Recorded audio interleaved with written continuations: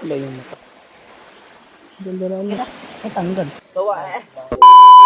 Ari na nga mga kainang yung atin nga hong part 2 kasama pa nga rin natin ito ang kapredi. At bago nga lahat mga kainang, inayos ko nga muna itong ating gagamitin nga ho mga kainang na tigsal. At bago nga tayo magkalimutan, kababa lang sa aking channel, hayaan niyo ako magpaalala. Hi, ako si Kalinang, aspiring vlogger ng Tayabas. Maraming ganap sa buhay, kaya tara, samahan niyo ako. Bale, ito nga pala mga kainang, ay gamit nga ho ni Papa dito at inayos ko nga lang mga kalinang. Gawa nga nung kanyang guma ay medyo nga ho marupok na kaya pinalitan natin ng bago. At pagkatapos ko nga ng mga kainang, ay sunod nga ho ay dumating na nga ho yung ating mga kasama. At nang marating na nga yung mga kalinang dito nga ho yung ilog ay medyo may kalabuan pa nga yung tubig. Pero okay na to mga kalinang at kita naman ho yung aming mga huhulihin. At habang nga ho yung iba mga kalinang ay nanguhuli na nga ho ng hipon ay ako nga dito mga kalinang ay dinampot ko na nga ho yung mga nadadaanan ko nga ho at nakikita nga ho ng mga suswat sila nga ho ay nakita pa na malaki nga hong katang. At isa nga rin mga kalinang sa hindi ko nga ho kinakaing lamang tubig yan nga po palang katang na yun at talagang allergy nga ho ang kalinang ninyo ay kainaman na. Dito nga mga kalinang ay nakakita nga ho silang pagong at kanila nga ang hinuli at sabi ko na mga kainang alpasan at hindi naman na rin nakakain ay kainaman na. Hindi pa nga mga kainang natatagalan ay nakahuli na nga yung isa naming kasama na si Rinyel nga ho ng hipon. Hindi naman ganun mga kalinang kaliit at kalaki pero okay na nga mga kalinang. At dito nga mga kainang sa part na to ay nakarating nga kami dito sa natawag nga ho nilang Imbornal. At habang nga mga kainang patagal kami ng patagal nga ho dito sa ilog ay may mga ilan na nga ho kaming nahuhuli at padalwa na nga po pala yung aming nahuling hipon at may nakita naman kami mga kainang dito nga hong pagong. Ay sadya nga mga kainang napakadami nga ninyong makikita nga hong mga lamang tubig nga ho sa ilog ng Katanawan at talaga namang bibihira na nga lang ho yung ganari. Naway pagdating nga mga kainang ng panahon ay maranasan pa nga ho at maabutan ng mga batang lalaki yung mga ganaring aktibidad at talaga namang napakasaya nga mga kalinang at sana ho ay marami pang laman ng ilog. At dito nga mga kainang ay nakakita nga ho si Ka Friday ng hipon at hindi pa nga ho niya ito natusok kaya naman mga kainang sa part na yun ay nakawala ay inaman na. Bali habang natagal nga mga kainang ay na-enjoy nga naming lahat yung aming nga ho mga pinagagawa at may mga ilan nga ho talaga mga kalinang na pagkakataon na bibihira nga at talaga naman pag nga may mga ganito ay dapat nga ho hindi pinapalampas. At sa ilang araw nga ho nating pamamalagi dito sa Katanawan ay mayroon nga ho tayo mga bagong kaibigan at talaga namang willing nga ho silang sumama at samahan nga ho sa ating mga ganap sa buhay ay kainaman na. At kung yung iba nga mga kainang ay nakawala nga ho sa amin ay meron pa nga rin po pala kay mga kainang nahuling pa ilan-ilan at ito nga yung isa nga mga kainang na pinakamalaki nga ho nahuli ni Rinyel at talaga namang okay na kung may mga 10 peraso nga to ay okay na. At dito nga mga kainang ay hindi nga namin inaasahan ay bigla na nga lang ho umambon kaya naman napilitan na kami mga kainang at napag-desisyon namin na kami nga ho ay bumalik na nga lang at baka mamaya nga mga kainang ay bumahapat mapaano pa nga ho kaming lahat